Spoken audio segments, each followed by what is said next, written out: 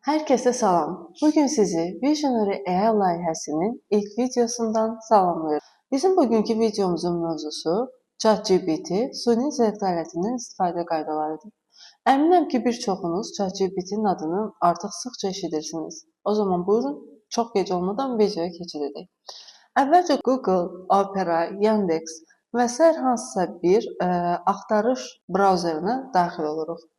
Daxil olduqdan sonra axtarış butonu hissəsinə ChatGPT yazırıq və çıxan ilk sayta daxil oluruq. Sayta daxil olduqdan sonra bizi belə bir pəncərə qarşılayır. Əvvəlcə biz Google, Microsoft, Apple və telefonla qeydiyyatdan keçirik. Mən Google-la qeydiyyatdan keçməyi seçdim və hal-hazırda istifadə etdiyim mail hesabından birinə daxil olurum. Mailə daxil olduqdan sonra davam et düyməsini sıxırıq və adımızı qeyd edirik.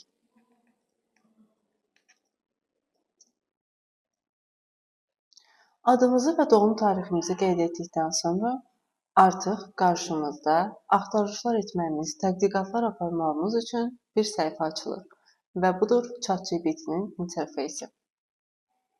Gördüyünüz kimi veb-sayt olduqca sadə bir interfeysə sahibdir. Ekranın sol tərəfində açılan menyuda biz yeni söhbət başlada bilər, digər öncəki apardığımız tədqiqatlar əsasında axtarış edə bilər. Library, yəni kitabxana hissəsində isə biz əvvəldən hazırladığımız rəsmlərlə tanış ola bilərik. Daha sonra Explore hissəsi gəlir. Explore hissəsinə daxil olduqda isə biz apardığımız araşdırmanın, tədqiqatın hansı sahədə olmasından asılı olaraq burada yazı, analiz, təhsil, həyat və yaşam tərzi, proqramlaşdırma və sair kimi hissələrdə müəyyən proqramlar var və biz bunların datalarından istifadə edərək apardığımız tədqiqatı daha da geniş həcmli hala gətirə bilərik. Chat hissəsinə gəldikdə isə çıxan butona basaraq istədiyimiz hər hansısa bir mövzu haqqında tədqiqat apara, məqalələr yaza, ssenarilər yaza bilərik. Biz promptu yazdıqdan sonra ChatGPT onu analiz edir və bunun əsasında bizə nəticələr verir. Gəlin indi isə ChatGPT ilə maraqlı bir araşdırma edək. Öz planlarımızı yazaq və ChatGPT-dən xahiş edək ki, bunları aylıq planlama şəklində bölsün.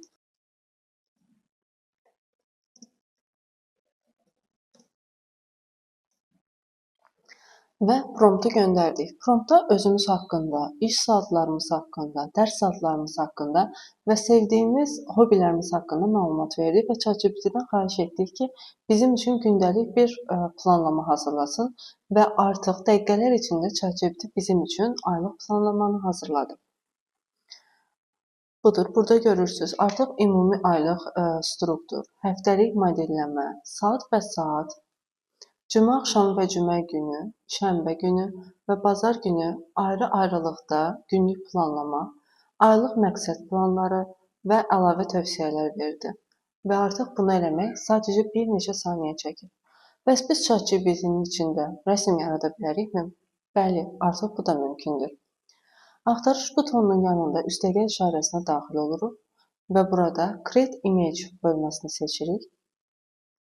Yazdığımız prompt əsasında ChatGPT bizə saniyələr içərisində istədiyimiz rəsmi hazırlayır.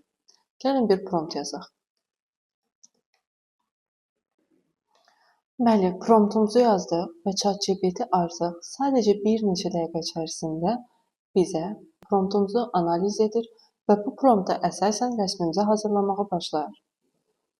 Pro hesabı olmadığı üçün şəklin hazırlanma müddəti bir neçə dəqiqə çəkdi, ancaq şəklimiz olduqca realistik bir şəkildə artıq hazırdır.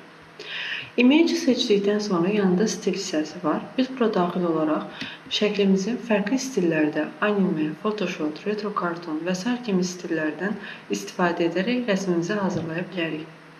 Bununla yanaşı, üstəgələ işarəsinə daxil olduqda Deep Research özəlliyimiz var.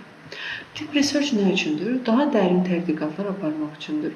Məsələn, biz ChatGPT-yə sadə bir sual verdikdə, o təxminən sualın cavabını sualdan asılı olaraq bir və yaxud iki səhifə hazırlayırsa, Deep Research özəlliyində daha dərin analiz və daha dərin bir araşdırma edərək təxminən 40 səhifəyə qədər məlumat çıxardır. Digər özəlliklərdən istifadə etmək üçün Pro versiyaya keçid edirik. Upgrade düyməsinə sıxıb, burada Plus və yaxud Pro hesablara keçid edərək həm sonraki özəlliyi ilə videolar hazırlaya, həm də şəkillərimizi daha sürətli bir şəkildə əldə edə bilərik. Bizi izlədiyiniz üçün təşəkkür edirik.